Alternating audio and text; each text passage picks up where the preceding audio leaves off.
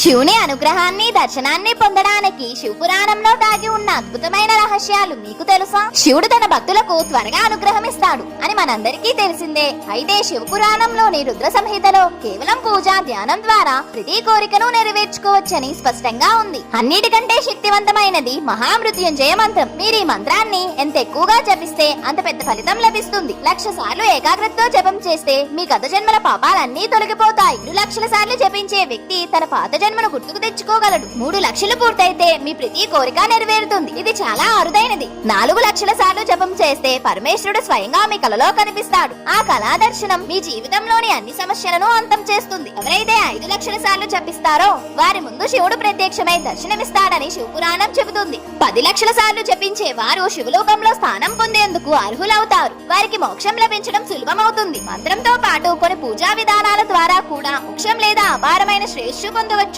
1,00,000 semi ఆకులతో శివుణ్ణి పూజించినా మోక్షం లభిస్తుంది. 1,00,000 బిల్వ పత్రాలపై ఓం నమః శివాయ అని రాసి శివుడికి సమర్పించడం ద్వారా ప్రపంచంలోని ప్రతిదీ సులభమవుతుంది. ఆనందం శ్రేయస్సు లభిస్తాయి. శివపురాణం అందించిన ఈ అద్భుతమైన రహస్యాల్లో మీరు దేనిని పూర్తి చేయాలనుకుంటున్నారో కామెంట్ చేయండి.